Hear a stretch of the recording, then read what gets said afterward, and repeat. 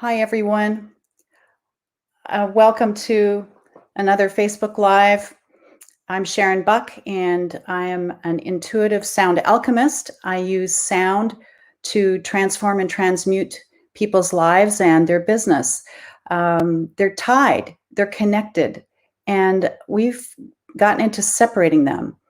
And I think the pandemic is really brought this to our attention, because all of a sudden, not everything is normal, not everything is happening the way it used to happen, and there are a lot of shifts going on, and we can feel it, and it's somewhat anxiety producing, and I'm picking up on that. Anyway, I wanted to talk to you today about the fallacy of fear and how this can drive us to keep doing the things that we've been doing, hoping that things will change. And the truth is, it doesn't work that way. I wish in a way it did, because it in some ways would be easier. But the truth is, we know when it's not working. At some level, we know, because it's just more painful and more difficult than it needs to be. So we get in our own way. And so I think of it as we're building the business around me or you, rather than you building it around your business. And anything that's happening to your business is a reflection of who you are and what's happening with you. So this I've just seen this bear out many times in my own life and my own experience. So, isn't that an interesting paradigm shift, that we are our business? We aren't not just representing something. We are the poster child, if you like, or the billboard. That's who we are, and that's what attracts people. And so then, of course, there is the energy we're putting out, which is a big part of that, which attracts or repels potential clients.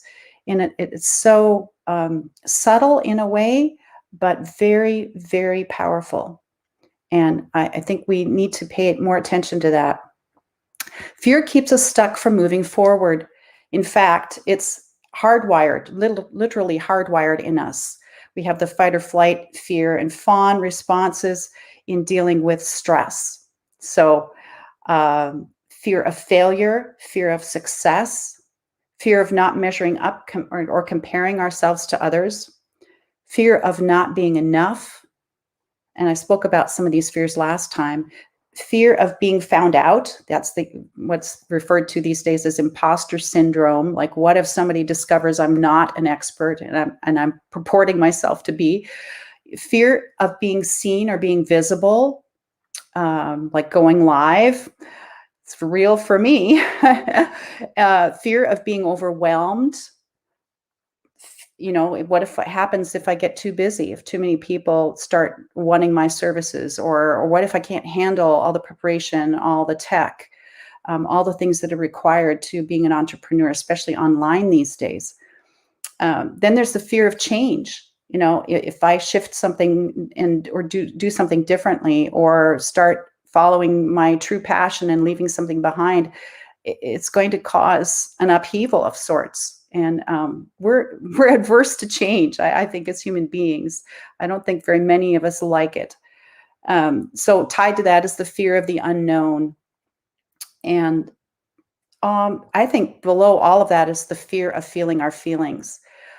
At the core, like, there's this fear, and I see it with clients I work with. It's just like, what if I get overwhelmed with this grief? Or what if I feel this anger? Or what if the pain is just overwhelming and I can't handle it? And most of us would say we've survived that. We're still here, but it felt at the time, or feels often, that we'll become overwhelmed and we can't deal with it.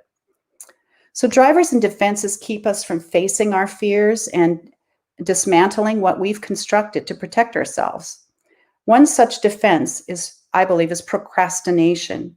And I was just speaking to a client the other day, and then this is replaying in their lives, of how it's so hard to go live, how it's so hard to take a step in the direction of their dreams, or their desires for their business, that it's just There's something holding them back. That's what their words were, that something's holding me back. I don't know what it is, but something's holding me back. And it shows up as procrastination, that all of a sudden things aren't getting done, progress is not being made, whatever that looks like for you. I know I used to procrastinate a lot. I still do, but not nearly as much as what I used to do. So we can shift that.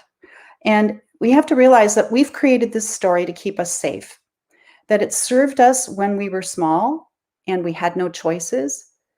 But now as adults, we have a lot more choices.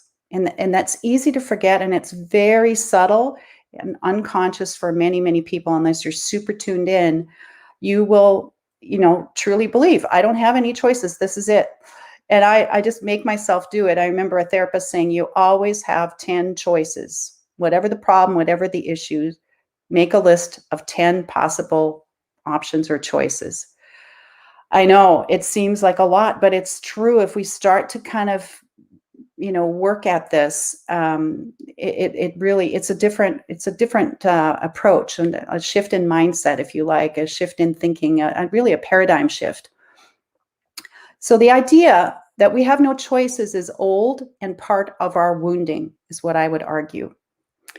And it's a muscle that if we're not used to using, it just doesn't get used. It atrophies. But it's a tool at our disposal. The known, I believe, is always safer than the unknown. This is what we tell ourselves. It's what I tell myself. At least I know, this is where control comes in. At least I know where I'm going to be at 1 o'clock. At least I know that if I put this ingredient in this dish, well, generally it turns out this way. Not always, of course. I've had that happen too, where I swear I followed the recipe exactly to the letter and it still didn't turn out. So there's all those little pieces in there too. But to know that this is a protective mechanism that that keeps us from feeling and healing. And we know we have to feel to heal. It's not comfortable, but it's really necessary if we're going to move forward. It's about the ego preserving itself. That's what the ego is there for. Protecting us, shielding us. The problem is our feelings are at the core of who we are. That's our natural child. That's how we came into this world. All you have to do is look at little ones and you'll see their temper tantrums, and they're delighted when they're delighted. I mean, there's no false feelings there. It's very real and very in the moment, and it can shift very suddenly, very quickly. All of that is really healthy, and that's how we're wired basically from birth to be. It's when we interfere with these natural states that we get into trouble. And so that's where our energetic system gets stuck or sludgy. And I feel it when I work with people. I can literally feel it's just really tough going. It's like going through mud. When I'm working with the tuning fork, it's like, whoa, what is this? This is just not moving. And energy just can't flow freely in those situations. And then we wonder why we're exhausted, or why we can't think clearly, or why we keep hitting our head against the wall. And we have trouble accessing our own inner wisdom and expressing our creative selves. I mean, it's the farthest thing from us at that point. We're just trying to survive. So we need to untangle these knots in our system if we're going to move forward. Clear out the sludge in order to get clarity and shift in perspective away from the old story we've created. This is how we create a real paradigm shift. It's not on the outer layers. It's deep inside our very being, our core. And doing nothing about it does nothing. Nothing changes, even though we expect or hope for change. So there's this piece that it takes real courage to break free of the old story, to believe in ourselves enough to take a stand and to commit to moving forward. Whether you're an entrepreneur or anybody walking on this earth in relationship with others, without this, we only have hopes and dreams. We are in human form, so it is my belief we weren't meant to be merely observers, but active participants. In other words, we aren't just the actors in the movie, we are the movie at all levels. We are the script. We are the script, the script writer. We are the actors, and we are the director. All of it. And as entrepreneurs, we cannot follow our passion, let alone get clarity on what it is, without addressing first these old stories. Well, I have another metaphor for you. And seeing I have a massage therapy background, think of it like a scar. It's really, if you're going to get technical, it's really scar tissue we're talking about, but I'm just going to say the word scar. And it's like an old injury that's been forgotten. We've all had them, I'm sure, if you've lived at all. You had a cut or a bruise, or you fell, or something worse. And, you just forget about it after a while, after it heals, right? But if it's a deep wound, if you move the wrong way, all of a sudden pain is reactivated. And if it was a deep enough wound, many layers of tissue were damaged below the surface that we can't see.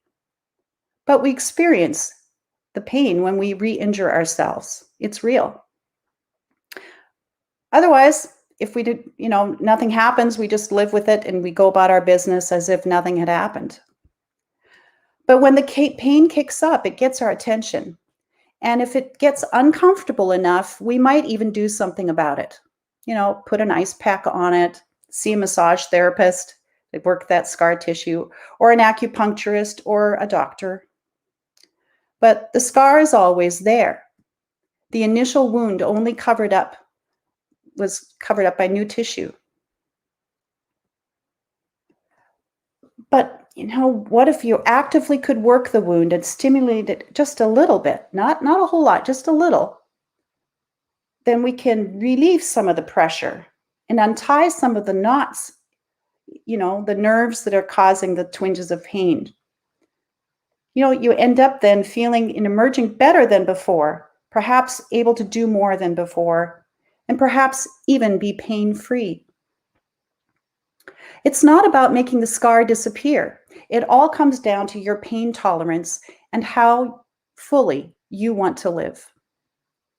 The scar has been trying to get your attention for a while, and you thought that by covering it up, you actually were dealing with it. But ignoring the pain just makes it worse. Just like fear keeps us safe and keeps us from moving forward. Just the other day, it was meant to be that I came across this article. I read a very moving story about a young woman who amazingly survived someone falling from a third-story building on top of her. She had no exterior wounds that anybody could find, but internal wounds up the wazoo, and very painful wounds. Here's what she says. The injury has changed everything about me. People don't understand, but I wouldn't take back my injury. I don't think, because it made me who I am.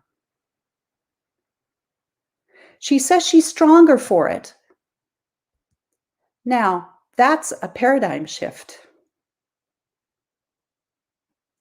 Wow. So all this to say that nothing will change unless we get to the roots of the issue that caused it in the first place. Sometimes we call that the root cause. Well, I'm willing to say that I could help you if you have a root cause you want to address, whether it be physical, emotional, spiritual. The bottom line is we're all connected. We are connected on all levels, and who we are is who we are in business and in life.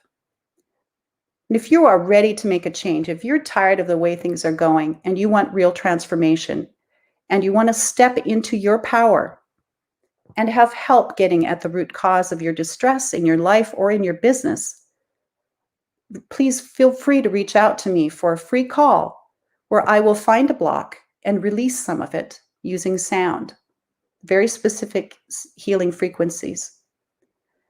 And if you decide you want to move forward to work with me, we can discuss that as well. There's no obligation. So just feel free to message me or contact me, and I'd be happy to set up a call with you. I'm excited to also say that I have just a few more spots left in my one-on-one program called Courage to Shine. And that's 8 sessions, pretty much back to back, however you want to work it. And the price is going up on June 1st, but if you want to get in on it, contact me now, and we'll see if I can get you set up. Well, thanks so much for listening and watching, and I just really hope that you have a wonderful Memorial Day weekend, that hopefully you can be with loved ones during this time, and maybe some weather will cooperate. I think we're getting some sun somewhere today. So anyway, take care, and we will talk to you all very soon, I hope. Take care. Bye for now.